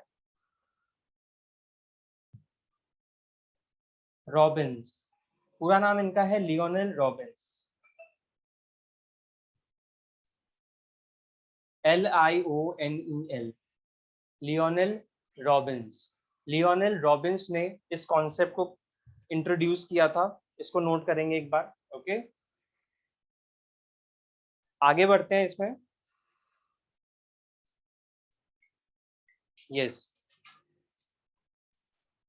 अच्छा, तो क्योंकि रॉबिन्स ने क्या बताया स्कैरसिटी डेफिनेशन में कि इसमें आपका how to utilise the resources in a best possible manner, in a best possible manner। जब हमारे भी नीड्स एंड रिक्वायरमेंट्स होते हैं, हम कुछ जैसे नीड्स एंड वांट्स हमें सेटिस्फाइड करने हैं, हमें इसी की रिक्वायरमेंट है, तो पहले हम अपने इनकम को देखते हैं कि हमारे पास इनकम है या नहीं है। फिर हम उसमें से पूरा एक हिसाब लगाते हैं, अच्छा भाई 40,000 रुपए है, ठीक है, हमें इस चीज की जरूरत है, रिक्वायरमेंट है, सपोज करो फर्नीचर की रिक्वायरमेंट है, 20,000 का सामान आएगा। ठीक है, तो 40,000 में से 20,000 तो आपका ऐसे ही ले जाएगा आपका जो रिक्वायरमेंट है उस चीज को। फिर आप देखो कि हमारे पास बचे हुए जो रिसोर्सेज हैं उसमें से हम कैसे यूटिलाइज कर सकते हैं फर्दर नीड्स एंड वांट्स पे। तो यही आपको देखना है कि कितने रिसोर्सेज अवेलेबल हैं, क्या नीड्स एंड वांट्स हैं, कैसे हम उसको यूटिलाइज कर सकते हैं इन अ बेस्ट पॉसिबल मैनर। ठीक है, ताकि लॉस भी ना हो, रिसोर्सेज का वेस्टेज भी ना हो, आपके पास फर्दर जो नीड्स एंड वांट्स हैं वो भी सेटिस्फाइड हो जाए आपसे। ठीक है, तो हमें यही बेस्ट पॉसिबल मैनर में इसको यूटिलाइज करना है। एक पॉइंट आप और कवर कीजिए, बिकॉज हम रिसोर्सेज की बात कर रहे हैं इन दिस स्कैरसिटी डेफिनेशन, तो यहाँ पे हम कवर करेंगे fundamental characteristics of resources. Fundamental, आप ही बताओगे मुझे, अभी हमने पढ़ा है रिसोर्सेज के बारे में, रिसोर्सेज के कैरेक्टरिस्टिक्स हम पढ़ने वाले हैं इसमें। Fundamental characteristics, okay, of basically scarcity definition. Scarcity definition के फंडामेंटल कैरेक्टरिस्टिक्स क्या है, कवर तो करना है इसमें रिसोर्सेज ही हमें। Fundamental characteristics of scarcity definition. Yes, तो अभी तक इसमें हमें क्या डिस्कस किया हमने स्कैरसिटी में, क्या क्या फंडामेंटल कैरेक्टरिस्टिक्स हो सकते हैं अगर आप देखो स्कैरसिटी डेफिनेशन में। यस, कुछ पॉइंट्स अगर आप दिमाग में आ रहा हो, resources are limited, very good, एक फीचर तो ऑप्टिमम, हमें यही मिल गया है। यस, गुड, वेरी गुड महक, स्वयं सही। अनलिमिटेड, अनलिमिटेड हमारे पास क्या है, resources are limited, right, very good Swayam, wants are unlimited, human wants are unlimited, second feature हो गया ये हमारा। अच्छा, एक इंपॉर्टेंट फीचर और होता है, आप लोग जब भी रिसोर्सेज पढ़ते हो ना, हमें बेसिक फोकस तो ऑप्टिमम यूटिलाइजेशन वो हम करेंगे, बिल्कुल सही बात है ध्रुव, ऑप्टिमम यूटिलाइजेशन होगा ही इसका। ठीक है, फंडामेंटल कैरेक्टरिस्टिक्स में हम इसको भी डाल सकते हैं, ऑप्टिमम यूटिलाइजेशन ऑफ रिसोर्सेज। एक पॉइंट और आपको अगर याद आए तो बताओ, रिसोर्सेज के बारे में ही है। रिसोर्सेज स्कैर्स तो होते ही हैं, उसके अलावा भी कुछ होता है रिसोर्सेज के साथ।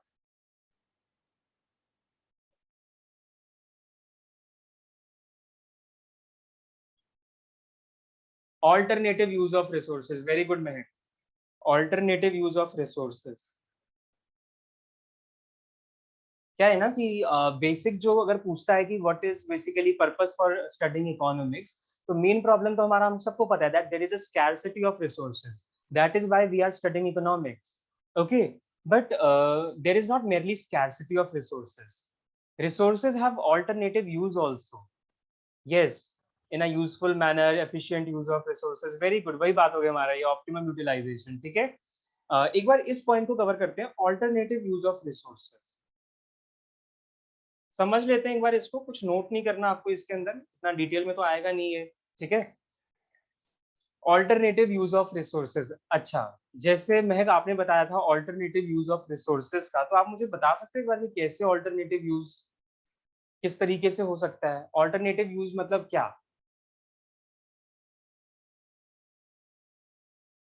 Anyone? You can unmute also. Okay, अगर आपको ये कॉन्सेप्ट मुझे समझाना है तो आप अनम्यूट करके भी आप एक्सप्लेन कर सकते हो, नो प्रॉब्लम. सर एक ही रिसोर्स के बहुत सारे यूजेस. Yes, very good. जैसे कोई एग्जांपल? सर जैसे दूध है, वो चाय भी हम्म, बन सकती है, पनीर भी बन सकता है, दही वेरी भी बन गुड, सकती वेरी गुड, सही बात है, एकदम सही बात है. ठीक है, तो रिसोर्सेज जो भी हम यूटिलाइज करने वाले हैं in the production of goods and services और जनरेटिंग इनकम जो भी है हमारा, ठीक है, जो हमारा गोल है एंड गोल, तो उसके लिए जो हम रिसोर्सेज यूज करने जा रहे हैं वो सिर्फ स्कैर्स ही नहीं है, वो ऑल्टरनेटिव यूज भी है उसके. तो जैसे अभी आपने एग्जांपल दिया, ठीक है, कि जैसे दूध का यूज है, वो सिर्फ मिठाई बनाने में नहीं होता, उससे पनीर भी बनता है, ठीक है, उससे दही भी बनती है, उससे खोया भी बनता है. तो एक जो ये मिल्क रिसोर्स है वो कितने सारे कामों में यूटिलाइज किया जा रहा है. ओके, सिमिलरली जैसे और एग्जांपल देखें, हम फ्यूल्स होते हैं हमारे पास, ठीक है, पेट्रोल डीजल. पेट्रोल डीजल क्या व्हीकल्स में ही डलता है? पेट्रोल डीजल आपका मशीन्स में भी डलते हैं. ठीक है, मशीन को ऑपरेट करने के लिए भी फ्यूल्स चाहिए. तो बात यहाँ पे यही है ना कि हमारे पास नीड तो बहुत तरीके के हैं कि हमें ये भी करना है, ये भी करना है, यहाँ भी यूटिलाइज करना है. But the problem is that कि जो रिसोर्सेज है वो तो स्कैर्स है ना. ठीक है, ऑल्टरनेटिव यूज है उसके, बट हमें तो इस तरीके से यूटिलाइज करना है कि भैया हमारा काम हो जाए. ठीक है, या फिर ऐसे बोलेंगे कि मतलब जो प्रायोरिटी जिसको हमने दे रखी है वो हमारा प्रोड्यूस हो जाए. ठीक है, जो हमारा एंड गोल था वो अचीव हो जाए इस रिसोर्सेज की हेल्प से. कि मान लो अभी आपको रिक्वायरमेंट ये है कि फ्यूज जो है मेरी मशीन में चल जाए तो ज्यादा इंपॉर्टेंट है, उसकी हेल्प से गुड्स एंड सर्विसेज प्रोड्यूस कर लूंगा, गुड्स एंड सर्विसेज को मार्केट में बेचूंगा और उससे प्रॉफिट कमाऊंगा. ठीक है, तो क्या होता है कि जब आपके पास स्कैर्सिटी है और ऑल्टरनेटिव यूजेस हैं तो आपको एक चीज सैक्रिफाइस करनी पड़ती है और दूसरी चीज के गेन के लिए. आपने सुना होगा इस कॉन्सेप्ट को, due to the scarcity we take decisions that if we want to produce more of one good we have to produce less of other goods. Right? तो आप एक अगर प्रोडक्ट को ज्यादा बनाना चाहते हो तो आपका दूसरा प्रोडक्ट आपको लेस प्रोड्यूस करना पड़ेगा, क्योंकि आपके पास रिसोर्सेज उतने नहीं है कि आप उनको पूरी की पूरी यूटिलाइज करके सब कुछ बना. ऐसा नहीं हो सकता. ठीक है, this is not possible basically. तो यही आपके बेसिकल फीचर्स थे, फंडामेंटल कैरेक्टरिस्टिक्स स्कैर्सिटी डेफिनेशन के.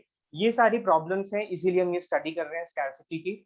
अच्छा, ऑप्टिमम यूटिलाइजेशन अगर हम करते हैं तो फर्दर हम इसको एक्सटेंड करते हैं. ऑप्टिमम यूटिलाइजेशन हम क्यों करेंगे? रिसोर्सेज को हम ऑप्टिमम यूटिलाइज क्यों करें? Reason behind the optimum utilisation of resources. ठीक है, स्कैर्सिटी है, this is one of the reason. Limited resources हैं वो तो है ही है, बट अगर आप सपोज करो ऑप्टिमम यूटिलाइजेशन हम करते हैं, हमारा मोटिव क्यों हुआ ऑप्टिमम यूटिलाइजेशन का? क्या सिर्फ रिसोर्सेज को बचाना ही हमारा ये मेन गोल हो सकता है क्या? Maximum output, future generation, very good. Yes. Cost reduction करना है ना, कॉस्ट कम आना हमारा बेसिकली ये है कि हमारा कम से कम लागत आए, वेस्टेज कम हो सके. This is also one of the aim for optimum utilisation of resources. तो जब हम बात करते हैं ना कि हमारे पास लॉस कम हो, प्रॉफिट ज्यादा आए, फ्यूचर जनरेशंस के लिए हम रिसोर्सेज बचा सके, विच इज कॉल्ड सस्टेनेबिलिटी. ठीक है, तो ये पूरा कलेक्टिवली जो आपका एग्जांपल जो आपने अभी मुझे दिया, रीजंस दिया, इसको हम बोलते हैं एफिशिएंसी. ठीक है, ये अगर आप ये सब अचीव कर लेते हो ना, मैक्सिमम आउटपुट, लो कॉस्ट, ठीक है, saving of your resources, that means you are efficient. ठीक है, यू आर एफिशिएंट. तो एफिशिएंट का जो कॉन्सेप्ट था आपने स्कैर्सिटी में ऑप्टिमम यूटिलाइजेशन तो सीख लिया, but what about the efficiency? ठीक है, वो कैसे अचीव किया जाए and what are the motive behind doing this efficiency? वो फर्दर हमारे पास आया एज अ लिमिटेशन फॉर्म में स्कैर्सिटी डेफिनेशन का. ठीक है, कि अगर हम एफिशिएंसी एफिशिएंसी की बात हम कब करेंगे? स्कैर्सिटी है वो हमें पता है, ऑप्टिमम यूटिलाइजेशन है वो हमें पता है, but what about the efficiency? क्योंकि उसी से तो हमें मैक्सिमम बेनिफिट मिलने वाला है, और उसका एक और पर्पज है, क्यों हम एफिशिएंट बने, उसका एक और पर्पज है इकोनॉमिक पर्सपेक्टिव से। ठीक है, वो हम नेक्स्ट अप्रोच में डिस्कस करते हैं एक बार। तो चलिए नेक्स्ट अप्रोच पढ़ते हैं हम अपना, which is growth definition of economics.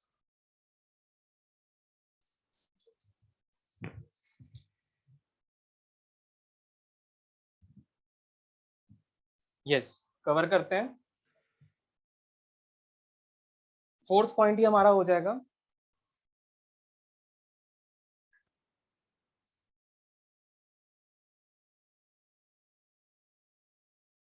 Growth definition of economics.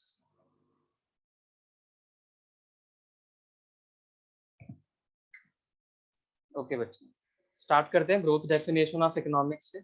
सबसे पहला वही बात, पहला पॉइंट क्या होगा, that who has given this concept, right? तो it is given by Paul Samuelson. Samuelson ने दिया था ये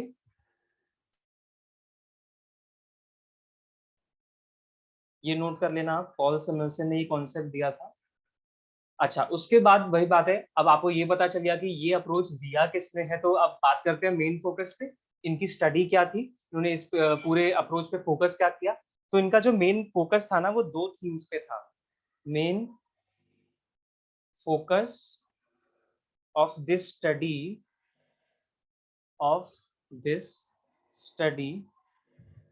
is on 2 themes of economics. आपको राइटिंग क्लियर हो रही है ना, इसमें कोई प्रॉब्लम तो नहीं आ रहा है ना, सब समझ में आ रहा है words? Main Yes. focus of this, okay, main focus of this study is on 2 themes of economics। Economics के 2 थीम्स पे ये हमारा फोकस है स्टडी का। डिस्कस कर लेते हैं एक बार वो 2 थीम्स हैं क्या। तो वो जो 2 थीम्स हैं आपके, वो हैं, इस पे मेनली आपको यही क्वेश्चन पूछ ले कि what are those themes which Paul Samuelson have stressed on the growth definition of economics। तो 2 जो थीम हैं वो हैं आपके, पहला है स्कैर्सिटी, जो कि रॉबिन्स ने भी दिया, उसको यहाँ पे सैमुएल्सन ने भी डिस्कस किया है। और एक जो एक्स्ट्रा वैल्यू एडिशन किया है ना इन्होंने इकोनॉमिक्स के डेफिनेशन में, वो आपका है एफिशिएंसी का। एफिशिएंसी, स्कैर्सिटी है वो है हमें पता है, बट हमें एफिशिएंट कैसे बनना है वो देखना चाहिए। बिकॉज एफिशिएंसी से क्या होगा, हमें इकोनॉमिक ग्रोथ मिल पाएगा। ठीक है, नेक्स्ट जो हमारा है वो यही है, that it analyses cost and benefits of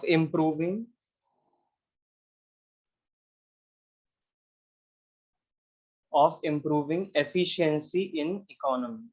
क्योंकि आपको पता है अगर आप एफिशिएंसी इंप्रूव करोगे तो इससे कुछ ना कुछ कॉस्ट और बेनिफिट्स आपको दोनों मिलेंगे। कॉस्ट का भी बेनिफिट ही मिलेगा आपको, लो कॉस्ट आएगा आपका, और बेनिफिट्स यहाँ पे हम रेफर करेंगे रिगार्डिंग मैक्सिमम आउटपुट या मैक्सिमम प्रॉफिट। ठीक है, it analysis cost and benefit of improving efficiency. Efficiency will lead to an economy, efficiency will lead an economy towards economic growth, towards economic growth, economic growth की तरफ हम बढ़ पाएंगे। ये बच्चे इसको अंडरलाइन करना, इकोनॉमिक ग्रोथ को। ठीक है, ये इंपॉर्टेंट है, हाईलाइट यही है इकोनॉमिक ग्रोथ, तभी तो इसका ग्रोथ डेफिनेशन नाम पड़ा।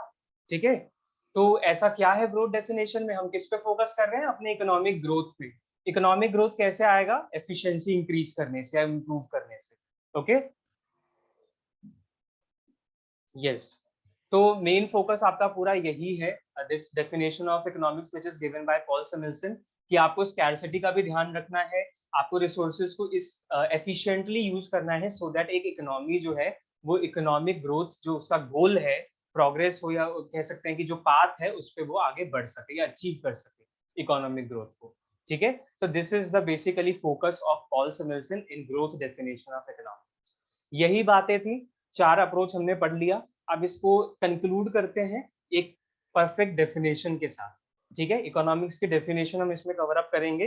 अब आप वो एक यूनिक डेफिनेशन जो है, अब डिफरेंट डिफरेंट इकोनॉमिक्स का तो अलग ही अप्रोच था इकोनॉमिक्स को समझाने का, पर हम क्या करेंगे, अब जो डेफिनेशन लिखने जा रहे हैं इकोनॉमिक्स का, उसमें ये चारों के कवर हो जाएंगे।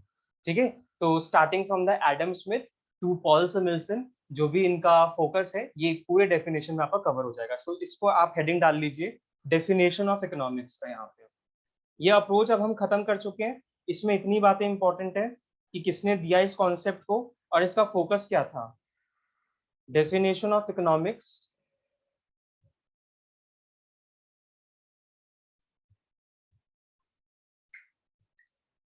यस, बात करते हैं इकोनॉमिक्स के डेफिनेशन के साथ।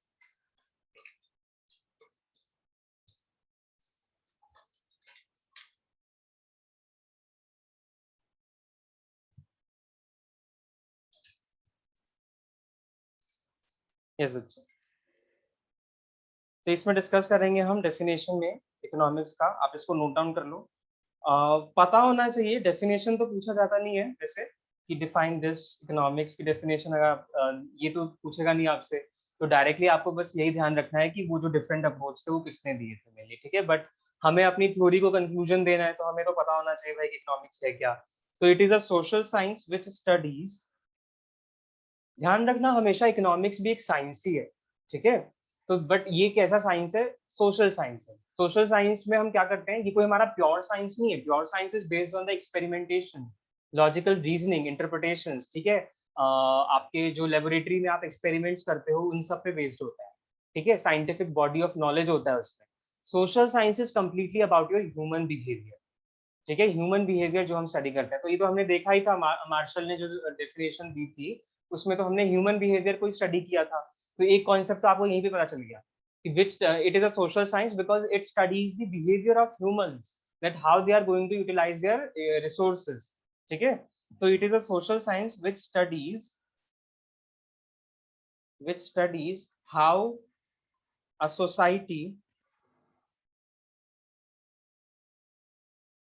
society utilize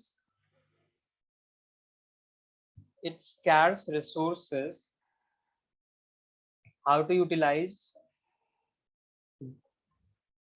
how a society utilize its scarce resources in an optimum manner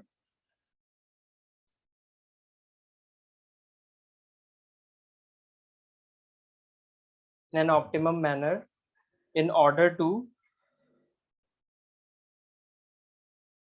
produce goods and services for different sections of society। ये आपका डेफिनेशन हो गया इकोनॉमिक्स का। क्या है, it is a social science which studies how a society utilize its scarce resources in an optimum manner in order to produce goods and services for different sections of the society। ठीक है, कि human behaviour है इसमें, हमें ये देखना है कि कैसे जो सोसाइटी है वो रिसोर्सेज को यूटिलाइज कर रहे हैं in an optimum manner, so that क्यों हम यूटिलाइज कर रहे हैं रिसोर्सेज को, so that we will be able to produce more goods and services for the different sections of society. ठीक है, जो भी डिफरेंट सेक्शंस है सोसाइटी, उनको हम ये आउटपुट दे सकें, मैक्सिमम बेनिफिट उनसे ले सकें, कॉस्ट कम आए, एफिशिएंट बने। ठीक है, ह्यूमन बिहेवियर को देखें, वेलफेयर को देखें। ठीक है, तो कंप्लीट आपका ओवरऑल डेफिनेशन में ये कवर हो चुका है इकोनॉमिक्स के पर्सपेक्टिव। ठीक है, ये ध्यान रखना है। आगे बढ़े। ओके, आगे अब जो हमारा कॉन्सेप्ट होने वाला है that is scope of economics, वो डिस्कस कर लेंगे एक बार। ठीक है, और टाइम रहा तो उसको एक बार फिर हमारा नेचर ऑफ इकोनॉमिक्स रहेगा। ठीक है, कोशिश करते हैं हमें 20-25 मिनट्स में इन दोनों टॉपिक्स को कवर अप कर लें, क्योंकि वो इतने बड़े नहीं है। आपका ये तो काफी लेंदियर टॉपिक था, क्योंकि इसमें 4 कॉन्सेप्ट हमने डिटेल में समझे। ओके, नेक्स्ट हेडिंग डालेंगे स्कोप ऑफ इकोनॉमिक्स का।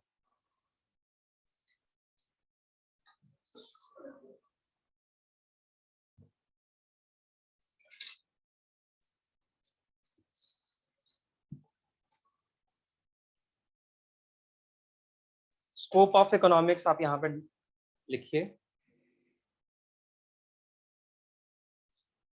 यस,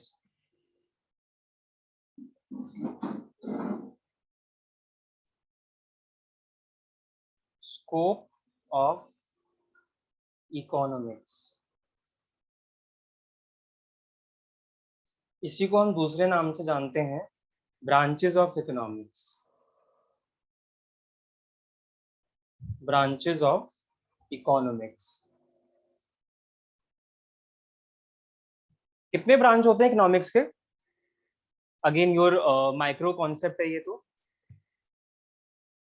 नाम तो मैंने अभी ले लिया एक, तो कॉन्सेप्ट बोल के to micro concept. Macro. Very good, micro and macro, ठीक है, एकदम सही बात है आर्यन। दो ब्रांचेस, दो स्कोप हम इसमें डिस्कस करेंगे। कहाँ तक इकोनॉमिक्स को डिस्कस किया जा सकता है, तो वो है आपका माइक्रो इकोनॉमिक्स। एक स्टडी माइक्रो इकोनॉमिक्स में आ जाती है, एक स्टडी आपका मैक्रो इकोनॉमिक्स में आ जाती है। अब ये जो टॉपिक है, इसमें आपका क्वेश्चन कैसे पूछा जा सकता है, आपको एग्जाम्पल दे देगा, ठीक है, और आपसे पूछेगा कि ये जो स्टडी है, ये जो एग्जाम्पल है, ये कौन सी स्टडी है, कौन सी ब्रांच है इकोनॉमिक्स की, माइक्रो या मैक्रो। तो आपको वो आइडेंटिफाई करना पड़ेगा, ठीक है, कि ये माइक्रो है या मैक्रो है।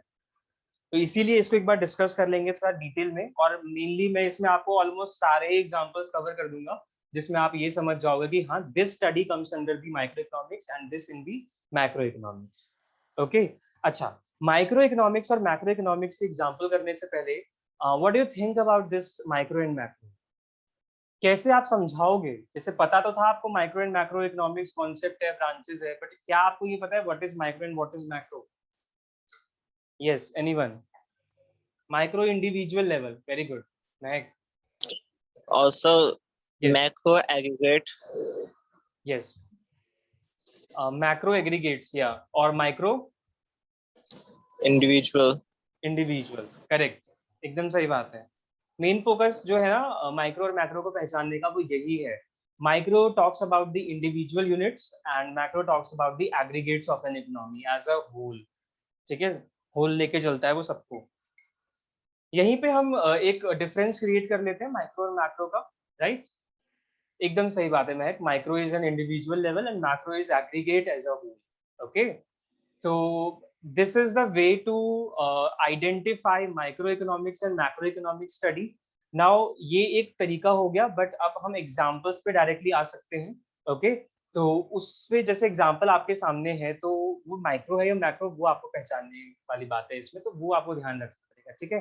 एक पॉइंट तो आप इसमें यही नोट कर लीजिए, okay, that it studies micro economics में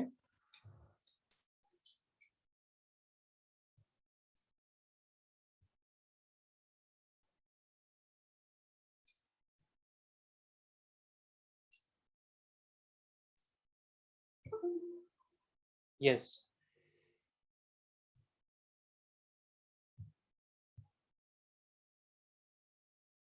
आई होप आई एम ऑडिबल। आप लोगों को सुनाई दे रहा है?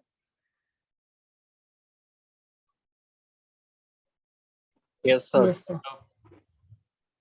Yes, it involves study of individual units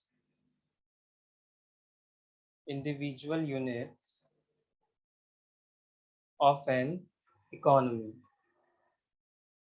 individual units की जब हम स्टडी करते हैं, इकोनॉमी के इंडिविजुअल यूनिट्स की जब हम बात करते हैं, तो वो आता है आपका माइक्रो इकोनॉमिक्स में, right? It involve study of individual units of an economy, and in macro economics it involves study of aggregates of an economy as a whole.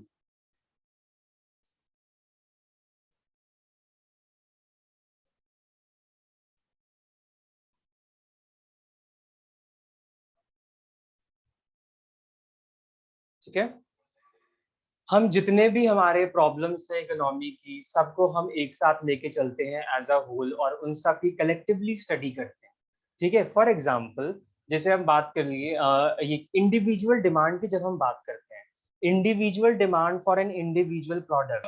Suppose, yes, anyone have a doubt? Okay, let's continue. जैसे मैंने example दिया आपको, एक particular product है market में, और suppose Maggi जब हम खरीदने जा रहे हैं, ठीक है, तो जो मैगी की जो डिमांड है, it suppose if it is demanded by a single consumer, individual consumer, तो वो आपका एक इंडिविजुअल लेवल की स्टडी होगी, ठीक है। तो क्योंकि एक इंडिविजुअल डिमांड कर रहा है एक इंडिविजुअल प्रोडक्ट की, तो वो आपका हो गया माइक्रो इकोनॉमिक स्टडी। बट अगर हम बात करें हर एक प्रोडक्ट ऑफ इकोनॉमी में जो प्रोड्यूस किया जा रहा है, और उस हर एक प्रोडक्ट की demand by all the consumers in an economy, वो हमारा बन गया एग्रीगेट, ठीक है। उस एग्रीगेट की जब हम स्टडी करते हैं तो वो बन जाता है हमारा मैक्रो इकोनॉमिक्स। एक कंफ्यूजन यहाँ मत रखना कि देखो, एक होता है डिमांड, इंडिविजुअल डिमांड, एक होता है मार्केट डिमांड, और एक होता है एग्रीगेट डिमांड, ठीक है। इंडिविजुअल डिमांड होता है क्या है कि इंडिविजुअल डिमांड और मार्केट डिमांड जो है, ये दोनों ही आपका माइक्रो इकोनॉमिक स्टडी है, और एग्रीगेट डिमांड जो है ना, वो आपका है बेसिकली मैक्रो इकोनॉमिक स्टडी। तो कभी कभी क्या है ना, मार्केट डिमांड हम ऐसे ब्रॉडर समझ लेते हैं कि मार्केट डिमांड भी हम उसको मैक्रो इकोनॉमिक्स के पर्सपेक्टिव में डाल देते हैं, बट नहीं, मार्केट डिमांड भी आपका माइक्रो इकोनॉमिक में ही आता है along with the individual demand. अभी होता क्या है डिफरेंस? इंडिविजुअल डिमांड क्लियर है, एक प्रोडक्ट की demand by a single consumer. जैसे सपोज करो मैगी है, मैगी अगर मैं एक पर्टिकुलरली डिमांड कर रहा हूँ, ठीक है, कि मुझे इतने पैकेट्स ऑफ मैगी चाहिए, तो that is an individual demand because it is demanded by the individual consumer. Market demand में क्या होता है, प्रोडक्ट सेम रहता है, प्रोडक्ट एक ही रहेगा, बट उसकी जो डिमांड करने वाले कंज्यूमर्स हैं वो बढ़ जाते हैं, ठीक है। तो जैसे सपोज करिए हमने अभी मैगी का एग्जांपल लिया, तो मैगी का डिमांड अगर मैं कर रहा हूँ तो that is individual demand. But अगर जितने भी हम यहाँ पे प्रेजेंस है क्लास में, all of you and including me, ठीक है, तो जब हम सब यहाँ पे मिलके डिमांड कर रहे हैं मैगी की, ठीक है, तो वो आपका बन जाता है मार्केट डिमांड। प्रोडक्ट सेम है, प्रोडक्ट सिंगल रहेगा, जो सेक्शंस ऑफ कंज्यूमर्स हैं वो बदल जाएंगे, इंडिविजुअल में यूनिक एक अकेला, और मार्केट में एवरीबॉडी इन एन इकोनॉमी, ठीक है। ये आपका मार्केट डिमांड है।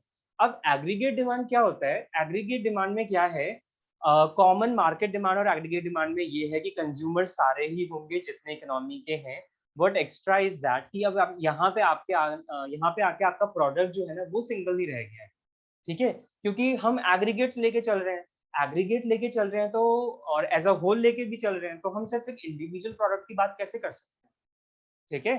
तो जितना भी प्रोडक्शन हो रहा है इकोनॉमी में, प्रोडक्शन हो रहा हो, इन्वेस्टमेंट हो रहा हो, जो भी हो रहा हो, कलेक्टिवली जब हम लेके चलते हैं by all the consumers in the market, this is called aggregate demand, ठीक है। तो यहाँ पे प्रोडक्ट भी बहुत सारे हैं और यहाँ पे कंज्यूमर्स भी बहुत सारे हैं, दिस इज एग्रीगेट डिमांड, और ये आपका आता है मैक्रो इकोनॉमिक्स में, और इंडिविजुअल और मार्केट डिमांड आते हैं आपके माइक्रो इकोनॉमिक्स में, ठीक है। तो अगला जो इम्पोर्टेंट है वो आपका मेन स्टडी ही है, कुछ एग्जांपल्स आप नोट कर लो माइक्रो इकोनॉमिक्स की और मैक्रो इकोनॉमिक्स की, ठीक है। मे बी कुछ जो एग्जांपल्स मैं आपको लिखवा रहा हूँ इसी में से पकड़ में आ जाए, ओके। मेन एग्जांपल्स, अच्छा चलिए आप ही बताइए ना मुझे कुछ एग्जांपल्स माइक्रो और मैक्रो के। जब आपको ये पता चल गया है कि ये इंडिविजुअल यूनिट्स की बात करता है, ये एग्रीगेट्स की बात करता है, तो हम क्या एग्जांपल्स ले सकते हैं इसमें? यस, ब्रेनस्टॉर्मिंग कीजिए थोड़ा सा, जरूरी होता है, हम कॉन्सेप्ट को जब समझ रहे हैं।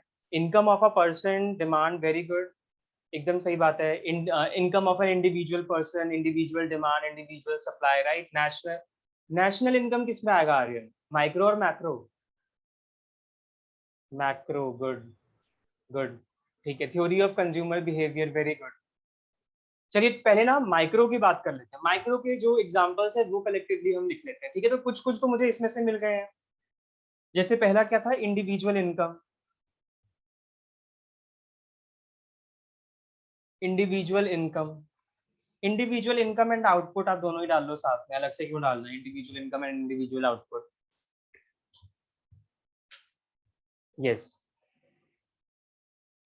और आपने मुझे बताया कंज्यूमर बिहेवियर की थ्योरी, वेरी गुड। एक टॉपिक तो अभी हम पढ़ रहे हैं इंट्रोडक्शन में ही, factor pricing, study of a firm, very good.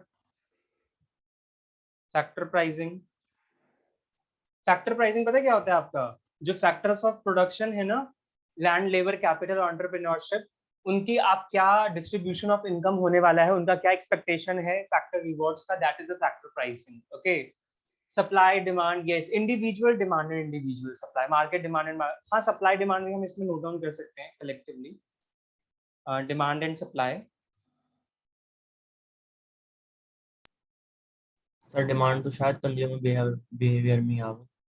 Consumer behaviour भी हमारा इसमें ही आ जाता है। इकोनॉमिक कंडीशंस, ठीक है, इकोनॉमिक कंडीशंस भी हैं। हम इसमें लेंगे problem of allocation of resources भी हो सकता है। अभी हम बात कर रहे थे जैसे ना स्कैरसिटी ऑफ रिसोर्सेज है, तो हमें किस तरीके से उसको एलोकेट करना है, ये भी तो आपका प्रोडक्ट प्राइसिंग। वेरी गुड महक, ठीक है, एकदम माइक्रो इकोनॉमिक्स की स्टडी है ये। Okay, yes, problem of allocation of resources. बच्चे ये इंपॉर्टेंट है, जरा problem of allocation of resources ना मार्क कर लेना बॉक्स में। ये डायरेक्टली पूछा गया था आपके सीए फाउंडेशन में इकोनॉमिक्स में कि problem problem of allocation of resources जो है ना, ये क्यों इतना इंपॉर्टेंट है, बिकॉज एक सेपरेट टॉपिक है। जब हम करेंगे basic problems of an economy, what to produce, how to produce and for whom to produce, तो उसमें हम देखेंगे problem of allocation of resources. तो डायरेक्टली ये पूछा गया था problem of allocation of resources comes under the which study, micro economics, macro economics. तो ये आपका माइक्रो इकोनॉमिक्स में आता है, ठीक है। देन आप इसमें आप नोट डाउन कर सकते हो मार्केट फॉर्म्स, मार्केट फॉर्म्स में हम इसमें ही पढ़ते हैं, ठीक है। प्राइस डिटर्मिनेशन हम पढ़ते हैं इसमें, प्राइस डिटर्मिनेशन की जब भी बात आएगी ना, वो माइक्रो इकोनॉमिक स्टडी ही है आपका। मैक्रो इकोनॉमिक्स में हम प्राइस डिटरमाइन नहीं करते, वहां हम एग्रीगेट डिमांड और एग्रीगेट सप्लाई की बात करते हैं। अब ये प्राइस डिटर्मिनेशन जो है ना, ये फर्म्स की हो सकती हैं, प्रोडक्ट की भी हो सकती हैं, ठीक है, no problem with that. Producer behaviour आता है आपका इसमें, ठीक है, प्रोड्यूसर बिहेवियर।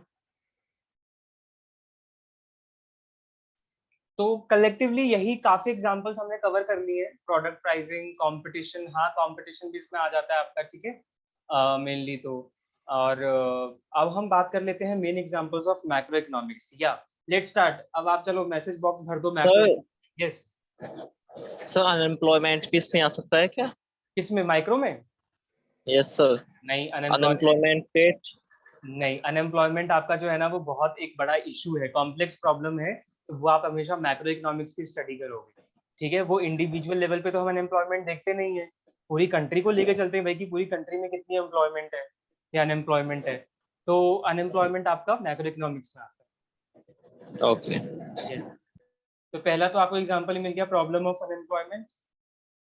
आपके इकोनॉमी में जो भी कॉम्प्लेक्स प्रॉब्लम्स है ना, जिससे डील कर पाना मुश्किल है, जिसको इरेडिकेट कर पाना मुश्किल है, वो आपका हमेशा मैक्रो इकोनॉमिक्स में आता है। इतनी बड़ी प्रॉब्लम है तभी तो हम ठीक नहीं कर पा रहे हैं, अगर माइक्रो इशू होता तो फिर तो क्या ही प्रॉब्लम थी। Yes, problem of unemployment, what else, national income, very good, national income and national output इसी में आ जाएगा, गवर्नमेंट बजट, ठीक है, इन्फ्लेशन। बिल्कुल सही बात है, इन्फ्लेशन।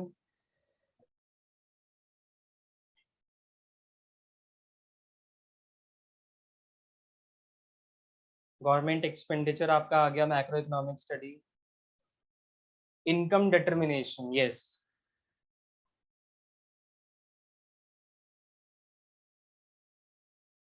Economics output. इकोनॉमिक, वो हमारा नेशनल आउटपुट बन गया।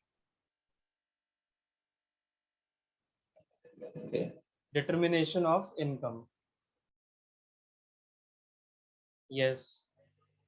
पॉवर्टी, पॉवर्टी भी हम इसमें लिख सकते हैं। इन्फ्लेशन, डिफ्लेशन कॉमन, डिफ्लेशन कोई प्रॉब्लम इतना नहीं होता है, ठीक है। एक इकोनॉमी जो होती है वो मैक्सिमम जो है उसकी प्रॉब्लम वो है इन्फ्लेशन तक होता है। डिफ्लेशन वाली सिचुएशन आपको बहुत कम देखने को मिलेगी। For that right now modern times deflation ऐसा है ही नहीं कुछ। आपने कभी देखा होगी मार्केट की जो प्राइसेस है गुड्स एंड सर्विसेज के, वो एकदम कम ही हो गए हो। रेयर टू रेयर सिचुएशन होते हैं जब डिफ्लेशन होता है। मैक्स टू मैक्स तो अब इन्फ्लेशन ही होता जा रहा है because of the increase in demand. Availability जितनी ज्यादा बढ़ रही है उतना ज्यादा डिमांड बढ़ रहा है लोगों का, ठीक है। Determination of income, yes. Poverty, जैसे अभी मैंने आपको बताया, पॉवर्टी इसमें आ जाएगा आपका। ओके, 5 मिनट है, हम इसी को खत्म कर लेते हैं जल्दी से, micro economics and macro economics को। आपका इसमें आ जाएगा aggregate demand and aggregate supply, ADS and जिसे हम बोलते हैं ना एडीएस फॉरकास्ट। ठीक है, इतना काफी है आपके लिए ये एग्जांपल्स। ठीक है, बाकी तो जो जो जैसे एग्जांपल्स हमारे पास आएंगे, GDP, yes GDP is also there. Okay, balance of payment, very good. Balance of payment and balance of trade both comes under the macroeconomics, BOP and BOT, right? Okay, enough, इतना काफी हमारे पास। Balance of payment, yes ध्रुव, है हमारा macroeconomic study ही है, BOP and BOT both. Okay, तो ये हमारे micro economics और मैक्रो इकोनॉमिक स्टडी हो गए। ओके, अच्छा एक इंपॉर्टेंट बात और इसमें नोट कर लीजिए, थर्ड पॉइंट।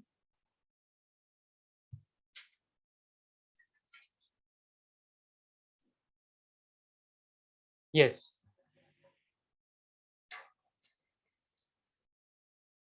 माइक्रो इकोनॉमिक्स की जो स्टडी है ना, micro economic study is also known as price theory, क्योंकि हम पूरे फॉरेन एक्सचेंज करेक्ट में है, वो भी आपका आ जाएगा, उसमें आप मेंशन कर लेना फॉरेन एक्सचेंज को। जैसे मैंने आपको बताया कि माइक्रो इकोनॉमिक्स और मैक्रो इकोनॉमिक्स में क्या है, माइक्रो इकोनॉमिक्स में we are going to complete talk about the determination of price, price determination की। ठीक है, इसीलिए माइक्रो इकोनॉमिक स्टडी जो है उसको हम प्राइस थ्योरी भी बोलते हैं, और मैक्रो इकोनॉमिक्स में आप क्या डिटरमाइन करते हो, इनकम डिटर्मिनेशन, तो इसीलिए उसको हम इनकम एंड एम्प्लॉयमेंट थ्योरी भी बोलते हैं। Micro economic study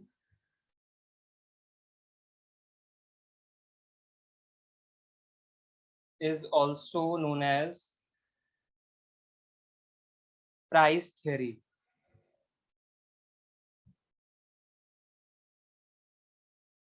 and macroeconomics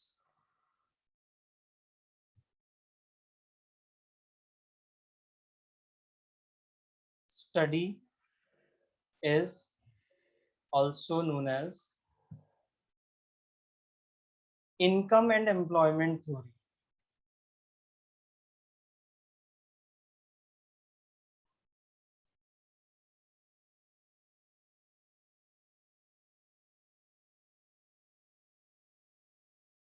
Underline this word price theory and income and employment theory.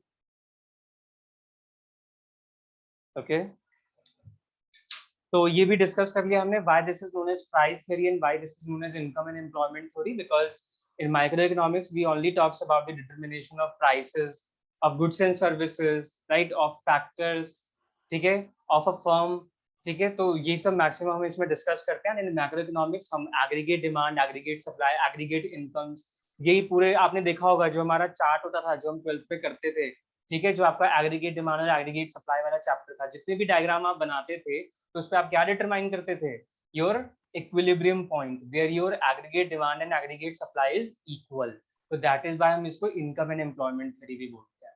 Okay, macroeconomic study is also known as income and employment theory. तो इस तरीके से आपका ये माइक्रो और मैक्रो का एक डिफरेंस था, मेन चीजें हमें पता थी, हमने मेनली इसमें क्या किया, सारे के सारे एग्जांपल्स कवर अप कर लिए। अगर कुछ नया आता है हमारे पास तो हम वो एक लॉजिकल इंटरप्रिटेशन लगाएंगे और फिर हम देखेंगे कि माइक्रो और मैक्रो के ये किसमें फिट बैठ रहा है। ठीक है, तो वो देखते हैं हम उसके बाद, जब जैसे जैसे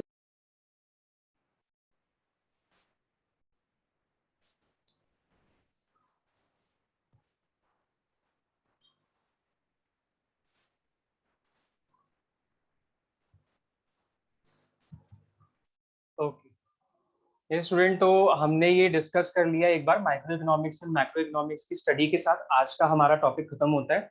नेक्स्ट क्लास में हम डिस्कस करेंगे nature of economics, okay, scope of economics discuss हो चुका है, एंड बेसिक प्रॉब्लम्स हम डिस्कस करेंगे, और इकोनॉमिक सिस्टम, ये 3 टॉपिक आपके कवर होंगे नेक्स्ट क्लास में कल। और टाइम अगर रहा तो हम उसमें एमसीक्यूज स्टार्ट कर देंगे। ओके, एमसीक्यूज क्वेश्चन हम उसमें स्टार्ट कर देंगे, कुछ एमसीक्यूज करने के बाद ही आपका क्लियर हो पाएगा कॉन्सेप्ट। सर एक बार एग्जाम्पल शो कर दो। अच्छा, एग्जाम्पल्स आपको चाहिए, ये रहे आपके एग्जाम्पल्स, एक बार मैं शो कर देता हूँ यहाँ पे, आप चाहे तो स्क्रीनशॉट भी ले सकते हो इसका। यस,